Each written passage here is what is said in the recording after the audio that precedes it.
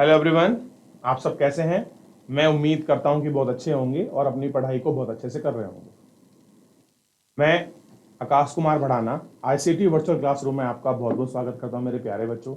जैसा आपको पता है कि हमारी 8th क्लास है और चैप्टर नंबर 9 हम लोग देख रहे हैं, जन सुविधाएं। अभी तक हम चैप्टर के अंतर्गत बच्चों बहुत सारी चीज़ों को इसके अंतर्गत आपका देख चुके हैं, पढ़ चुके हैं। आपको याद होगा, मैं एक बार छोटा सा आपको रिवीजन करा देता हूँ। देखिए, चैप्टर नंबर जो 9 है उसको हम लोग आपका देख रहे हैं। जन सुविधा को हमने देखा, जल की जो आपूर्ति है उसको हमने देखा, ठीक है। हमने बहुत सारे इमेजेस को देखा, ठीक है। और इन सबको देखने के बाद हमने चेन्नई के अंतर्गत लोगों की जो आपकी जल की समस्या है उसको जानने का प्रयास किया था पहले लेक्चर के अंतर्गत, ठीक।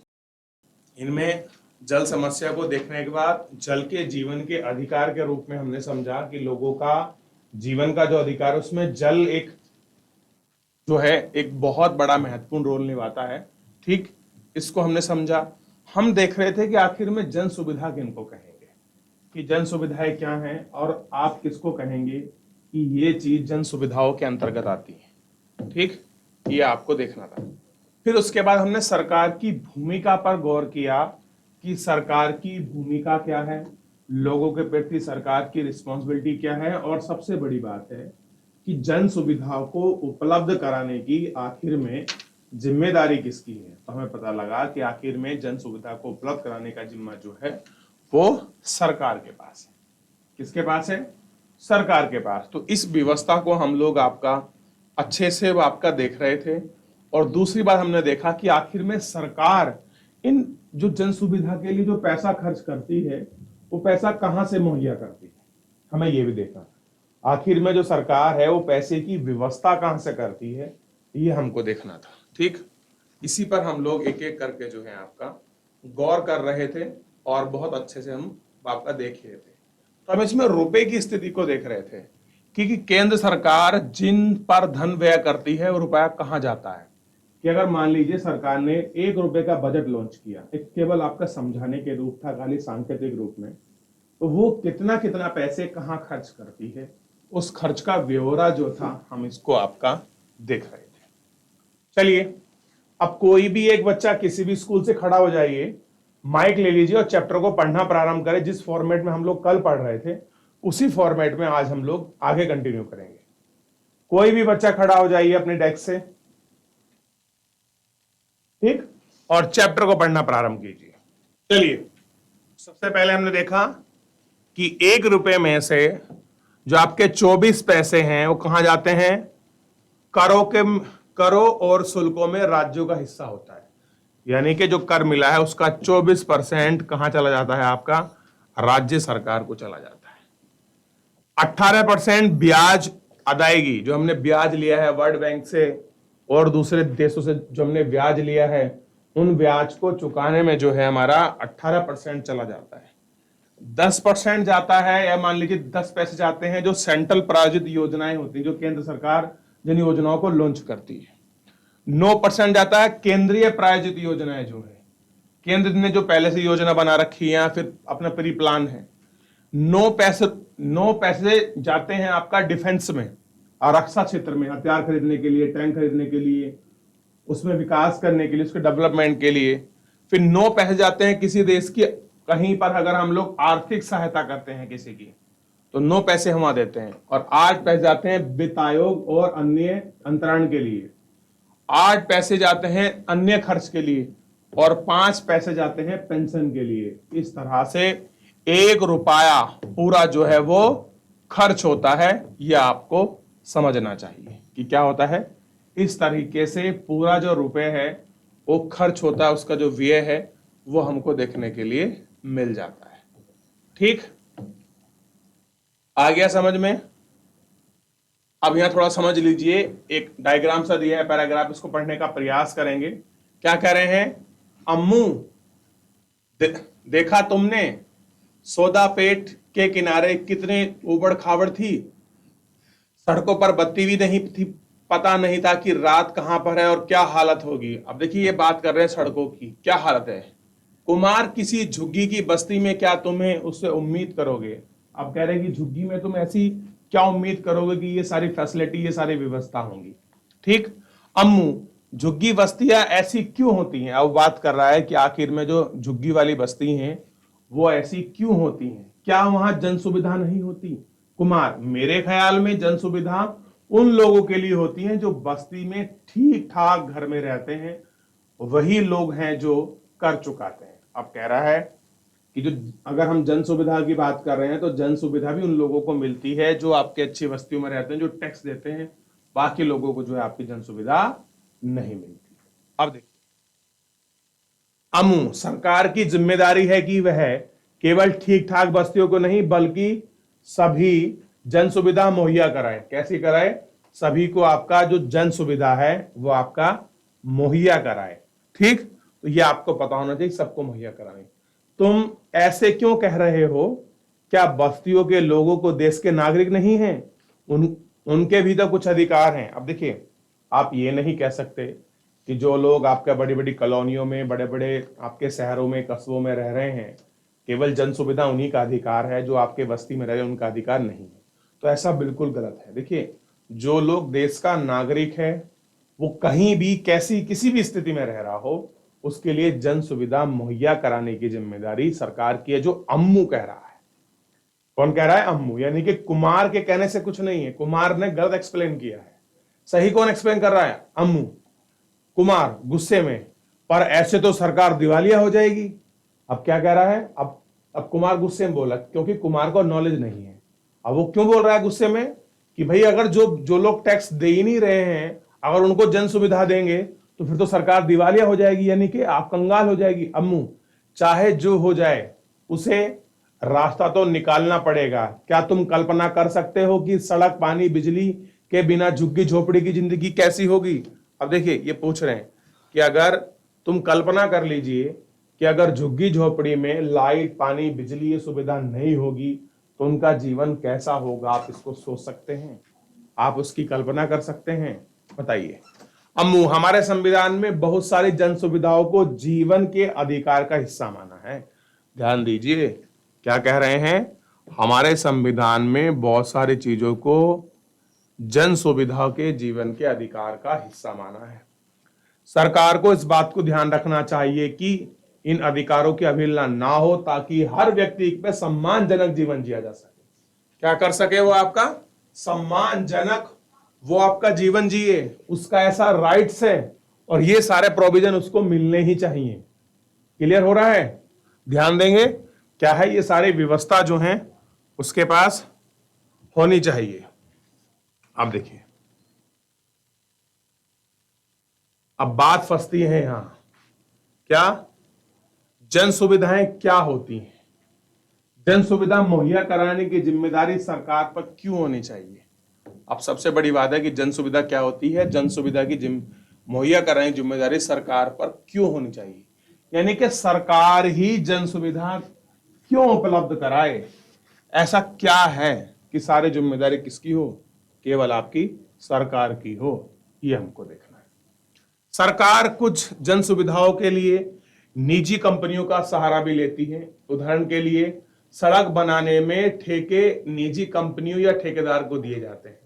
दिल्ली में बिजली के वितरण का काम दो निजी कंपनी के हाथों में है, लेकिन सरकार को इन कंपनियों पर कड़ा नजर रखती है। यह सुनिश्चित करना चाहिए कि ये सुविधाएं को सस्ती कीमत पर सभी लोगों तक पहुंच सकें।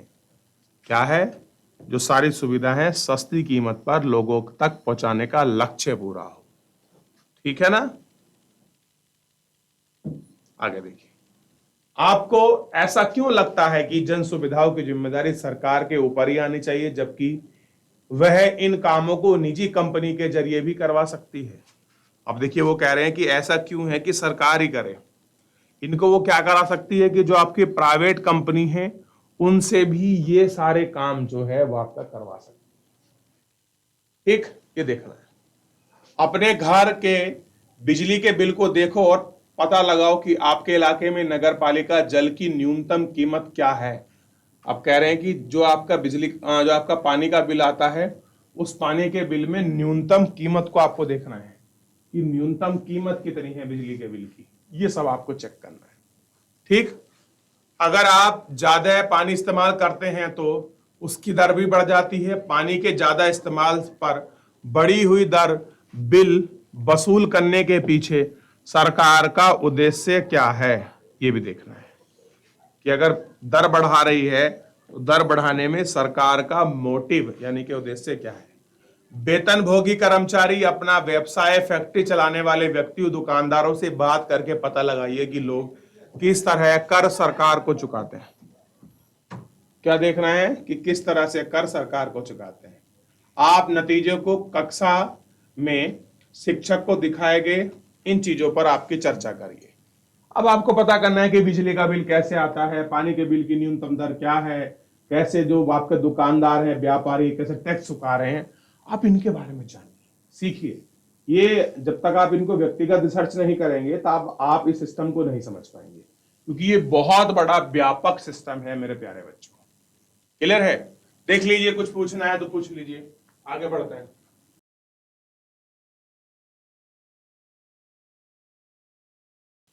देख लिया बच्चों? किसी कुछ पूछना है? किसी को डाउट है किसी प्रकार का? कोई क्वेश्चन इससे संबंधित, जो पुराना पढ़ा है उससे संबंधित कुछ भी? चलिए एक बार इस इमेज को देख लीजिए और फिर मैं आपको समझाता हूं कि रुपया कहां से आता है। अब पहले हमने खर्च करने के विषय में तो देख लिया कि आखिर में हम पैसा कैसे खर्च करते हैं, कहां कहां खर्च होते हैं। अब कुमार कह रहा है कि जो लोग टैक्स नहीं भरते अगर उनको भी जन सुविधा देंगे तो सरकार तो क्या हो जाएगी, दिवालिया हो जाएगी। उसके जवाब का भी हम लोग आंसर, अब देखिए बात तो उसकी भी लाजमी है, लेकिन ऐसा नहीं होता, हम उसके आंसर को ढूंढने का प्रयास करेंगे। क्लियर है? चलिए देख लीजिए इमेज को और जानने की कोशिश करिए कि कहां की इमेज हो सकती है। देख लिया? चलिए दूसरी वाली इमेज देख लीजिए। एक इमेज है बस स्टैंड की, दूसरी है मेट्रो स्टेशन की। दोनों को देख लिया आप लोगों ने? क्लियर है? और एक इमेज है, देखिए। चलिए सबसे पहले देखते हैं कि आखिर में जो रुपया है वो कहां से आता है, इस पर गौर करेंगे। हमारा जो बेसिक कॉन्सेप्ट है, पहले रुपया कहां जाता है ये देख लिया, अब रुपया कहां से आता है ये देखना है। ठीक, देखिए बात कर रहे हैं 1 रुपए से ही समझने का प्रयास करें, क्योंकि खर्च भी 1 रुपया ही किया था। ठीक, तो सबसे पहले देखिए केंद्रीय उत्पाद शुल्क लगता है, सेंट्रल। ठीक, उत्पादन जो आपका प्रोडक्शन जो टैक्स है वो 8 पैसे लगता है, यानी कि 8% लगता है, ऐसे देख लीजिए। विभिन्न राजस्व इकट्ठा होते हैं 8 से। आयकर मिलता है 16 पैसे, निगम कर मिलता है 19 पैसे, उधार जो दिए हैं पैसे उनसे ब्याज अदायगी में मिलता है 19 पैसे, माल एवं सेवा कर व अन्य कर मिलता है 23 पैसे, और 4 पैसे मिलते हैं विभिन्न पूंजी प्राप्त, जो हमने ऋण दे रख, जो हमने पैसे दिए हैं लोगों को, उससे जो कुछ एसेट मिल जाता है उससे जो प्राप्त है उनको, और 4% मिलता है आपका सीमा शुल्क। तो इस प्रकार से आपका क्या होता है, 1 रुपया तैयार होता है अगर आप इनको ऐड करोगे। ठीक, ये आपको देखना है।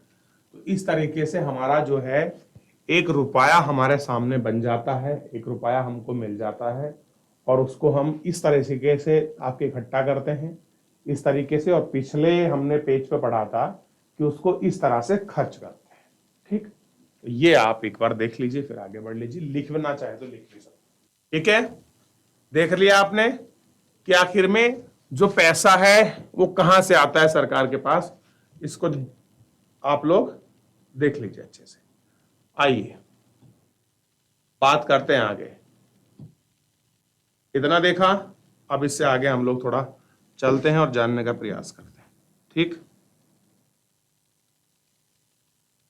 क्या कह रहे हैं कि कम दूरी के लिए बसें ही सार्वजनिक परिवहन का सबसे महत्वपूर्ण साधन है, कि अगर आपको कम डिस्टेंस तय करनी है तो आप क्या करिए, पब्लिक जो आपका ट्रांसपोर्ट है आप उसको यूज करिए। सार्वजनिक परिवहन को क्या बोलते हैं, आपका पब्लिक ट्रांसपोर्ट। ज्यादातर कामकाजी लोग बसों में ही अपनी मंजिलों तक पहुंचते हैं। कह रहे जितने काम करने वाले लोग हैं वो आपका बसों के माध्यम से कहाँ पहुंचते हैं, अपनी मंजिलों में पहुंचते हैं। तेज शहरीकरण के कारण बड़े शहरों में भी सार्वजनिक बस प्रणाली की जरूरत के हिसाब से काम साबित हो जाता है। साबित क्या होता है कि क्या होता है, इसी के हिसाब से काम चलता है। इस कामों को पूरा करने के लिए दिल्ली तथा अन्य महानगरों में सरकार ने मेट्रो रेलवे परियोजना के रूप में एक महत्वाकांक्षी योजना शुरू करी है। क्या करी है, एक महत्वाकांक्षी योजना शुरू की है। दिल्ली में मेट्रो रेल के पहले खंड का निर्माण करने वाली सरकारी कंपनी क्या है, 1100 करोड़ का खर्चा किया है। पहले क्या किया, एक मेट्रो कंपनी आई, उसने क्या किया, 1100 करोड़ का खर्चा किया। बच्चों 11 बोला मैंने, 11,000 बोला है, तो बच्चों क्षमा चाहूंगा, मैंने 1100 बोल दिया, लेकिन क्या है, 11,000 करोड़ का खर्चा किया है। कितने करा, 11,000 करोड़ का।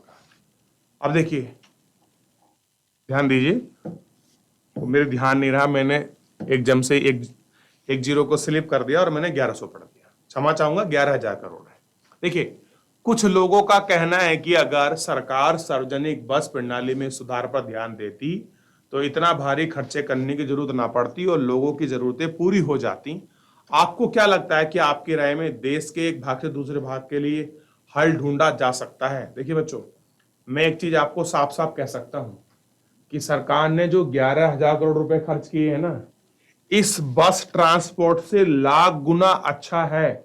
देखिए, इस तरह से बसों में धक्के खाने से बढ़िया है कि आप इस तरह का महंगा खर्चा उठा के आप मेट्रो में जाइए। देखिए, जिस दिन से मेट्रो सुविधा आई है ना दिल्ली में, आप दिल्ली का स्ट्रक्चर देख लीजिए, लोगों में इतनी आपका त्वरित गति से एकदम फास्ट सर्विस है आपका। किसका बच्चों, मेट्रो का। आजकल लोग शहर में, दिल्ली में एक कोने से दूसरे कोने जाने के लिए मेट्रो का सहारा लेते हैं। बहुत न्यूनतम किराया है, समय पर चलती है, लेट नहीं होती, किसी प्रकार की कोई समस्या नहीं है, सिक्योरिटी पर्पज से, टाइमिंग पर्पज से, हर चीज में अपनी क्वालिटी बेस्ट दे रही है। मैं मानता हूं कि बसों से तो लाख गुना अच्छा है। देखिए, अगर सरकार इस प्रकार का कुछ काम करे कि हाईवे के जो हम लोग हाईवे का बना रहे हैं, अगर उनके बीच में हम लोग आपका मेट्रो की पटरी बना देना, तब भी बहुत बड़ा सुकून है। ये मान लीजिए हमारा पूरा भारत का ट्रांसपोर्ट सुविधा ही सुधर जाएगी। ठीक, आगे देख लीजिए, इसमें थोड़ा सा और गौर करते हैं।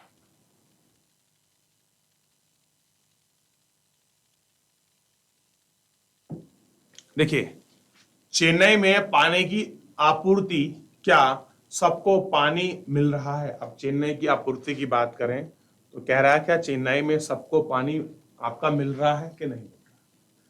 देखिए, आप थोड़ा इसमें देखते हैं कि चेन्नई की जो स्थिति है पानी की, वो क्या बनी हुई है, इसको थोड़ा सा हम गौर कर लेंगे और आपका देख भी लेंगे क्या स्थिति है। देखिए, इसमें कोई शक नहीं है कि जन सुविधा सभी को मुहैया होनी चाहिए। कह रहे हैं कि जो जन सुविधा है सभी को मुहैया होनी चाहिए, इसमें कोई शक नहीं है। लेकिन हकीकत में ऐसा नहीं है। बहुत सारे स्थानों पर ऐसी सुविधाओं का भारी अभाव है। क्या कह रहे हैं, आज भी बहुत जगह ऐसी है जहां पर इन सब सुविधाओं का अभाव है। इस अध्याय के अगले हिस्से में आप पानी की व्यवस्था के बारे में पढ़ेंगे। यह जन सुविधाएं बहुत मायने रखती हैं और क्या कह रहे हैं कि ये जो जन सुविधा है ये बहुत जो है आपके मायने रखती है। ठीक, बल्कि जैसा कि अध्याय की शुरुआत में हमने देखा है कि चेन्नई में पानी की भारी कमी थी। क्या थी? चेन्नई में जो था पानी की भारी कमी थी। नगर पालिका की आपूर्ति से शहर की लगभग आधी जरूरतें पूरी हो जाती थी। कुछ इलाकों में नियमित रूप से पानी आता है तो कुछ इलाकों में बहुत कम पानी आता है। जहां पानी का भंडार किया जाता है उसके आसपास के इलाकों में ज्यादा पानी आता है, जबकि दूसरी बस्तियों में पानी कम मिलता है। अब देखिए, आप चेन्नई में पानी का जो वितरण है वो आपने देखा, कहीं पर पानी बहुत अच्छा आपूर्ति है, कहीं पर कुछ कम है, कहीं पर बिल्कुल नहीं, कहीं पर बहुत कम आता है। ठीक, एक ऐसी इमेज हमको दिखाई गई है। देखिए किस तरह से महिला पानी को निकाल रही है। आप पानी की कमी को महसूस कीजिए। आपके पास पानी है, आपको दिखाई देता है, तो आपको पानी की वैल्यू समझ नहीं आ रही। आपको पता है हमारी पृथ्वी पर सबसे पहले अगर कोई संसाधन खत्म होगा तो बच्चों याद रखना पानी सबसे पहले खत्म होगा। ये बात ध्यान रखिए। अब अपना फिजिक्स का रोड मत लगाना कि सर ना तो पानी को नष्ट किया जा सकता है ना पानी को उत्पन्न किया जा सकता है, ये तो H2O है। लेकिन बेटे पीने के लिए जो पानी है ना वो बहुत कम है, ये भी आप देख लेना। और ये मत कहना कि हमारे पास बहुत सारे समुद्र है, ये कर लेंगे वो कर लेंगे। लेकिन सबसे बड़ी बात है हमारे पास पीने के लिए 1% से भी कम पानी उपलब्ध है, ये आपको समझना है। देख लीजिए इसको। हो गया बच्चों, आगे देख लीजिए। जल आपूर्ति की कमी का बोझ बहुत ज्यादातर कहां पड़ता है? गरीब वर्ग पर पड़ता है। देखिए अगर जल की आपूर्ति में कमी हो जाए तो इसका बोझ किस पर पड़ता है? आपका जो गरीब फैमिली है उन पर पड़ता है। ठीक, जब मध्यम वर्ग के लोग पानी की किल्लत पैदा होती है तो इस वर्ग के लोग ज्यादा आसानी से इसका हल ढूंढ लेते हैं। बोरवेल खोद कराते हैं, टैंकरों से पानी खरीद कर, बोतल बंद कर कर, या इस तरीके से अपना जो काम है वो आपका चला लेते हैं। कौन? जो भी आपके मध्यम वर्ग के जो लोग हैं वो इस तरीके से जो अपना काम है वो आपका कर लेते हैं। अब बात आती है गरीब व्यक्ति की कि गरीब व्यक्ति अपना काम कैसे चलाएगा, हमको ये देखना है। तो पानी की उपलब्धता के अलावा कुछ ही लोगों की सुरक्षा, पेयजल तक पहुंच है, इस बात पर निर्भर करता है कि अगर कोई व्यक्ति कितना खर्च कर सकता है। मैंने पहले भी बताया कि कितना कोई खर्च कर सकता है इस बात के ऊपर डिपेंडेबल है। इस तरह संपन्न तबके के पास ही ज्यादा विकल्प होते हैं। वे बोतलबंद पानी, जलशोधक उपकरण के सहारे साफ सफाई का इंतजाम कर सकते हैं। इस मदद में खर्च ले सकते हैं के कारण उन्हें पानी साफ मिलता है, परंतु गरीब इस सुविधा से वंचित रह जाता है। ठीक, लिहाजा ऐसा लगता है कि जिन लोगों के पास पैसा है उनके पास पानी का अधिकार है। यह स्थिति पर्याप्त और स्वच्छ पेयजल उपलब्ध कराने का लक्ष्य ही बहुत दूर है। ऐसा लगता है कि जो पेयजल है, जो लोगों को हमने उपलब्ध कराने की बात कही है, उसका लक्ष्य ही कैसा है आपका? बहुत दूर है। ये हमको समझना होगा। ठीक, चलिए। ग्रामीण इलाकों में मनुष्य और मवेशी दोनों पानी के लिए जरूरत पूरी पड़ती है। कुआं, हैंडपंप, तालाब और कभी कभी छत पर टंकियों का पानी मिलता है। इनमें से ज्यादातर निजी स्वामित्व में है। शहरी इलाकों के मुकाबले ग्रामीण इलाकों में सार्वजनिक जल आपूर्ति का ज्यादा अभाव है। कि जिस तरह से शहरों में जल वगैरह मिलता है, इतनी चीज हमको ग्रामीण क्षेत्रों में देखने के लिए नहीं मिलती है, उसका अभाव है। चलिए, इसमें कुछ पूछना हो, इसमें कुछ डाउट हो, कोई चीज समझ नहीं आ रही हो मेरे प्यारे बच्चों, आप मुझसे पूछ सकते हैं। किसी भी स्कूल से कोई भी बच्चा, अगर किसी का कोई डाउट है, किसी का कोई कमेंट है, तो आप मुझसे पूछ सकते हैं। कोई भी बच्चा किसी भी स्कूल से। चलिए, नहीं है, आगे बढ़ जाएं, आगे देखें। चलिए, अब देखिए क्या कह रहे हैं। किसानों से पानी छीनना, पानी की कमी ने निजी कंपनियों के लिए मुनाफे का रास्ता खोल दिया है। बहुत सारी निजी कंपनी शहर के आसपास के इलाकों में पानी खरीदकर शहरों में बेचती हैं। चेन्नई में आप ये बहुत सारी जगह आप लोग पढ़ सके हैं, जैसे कस्बों और शहरों में उत्तर में स्थित गांव में पानी लाया जाता है। 13,000 से भी ज्यादा टैंकर इस काम में लगे हुए हैं। हर महीने पानी का व्यापारी किसानों को पेशगी की रकम देता है ताकि वे किसानों को जमीन से पानी निकाल सकें। और इस तरह न केवल खेत का पानी छिन जाता है बल्कि गांव में पानी जल आपूर्ति की कमी हो पड़ने लगती है। नतीजा यह है कि सारे कस्बे और गांव भूमिगत जल की बहुत बुरी स्थिति में हो चुके हैं। यानी कि जो वाटर लेवल है वो बहुत स्थिति में नीचे गिर चुका है। ये आपको समझना चाहिए, ये देखना चाहिए कि जो आपका वाटर लेवल है वो नीचे जा चुका है। विकल्पों की तलाश, कि हमको जल की उपलब्ध कराने के लिए हम कौन कौन से ऑप्शन और ढूंढें।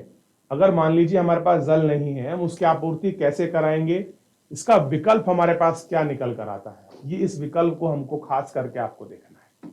बताइए क्या विकल्प है हमारे पास। अब हम विकल्पों की बात कर लेते हैं कि अगर हमको पानी नहीं मिलेगा तो हम विकल्प की पूर्ति कहां से करेंगे,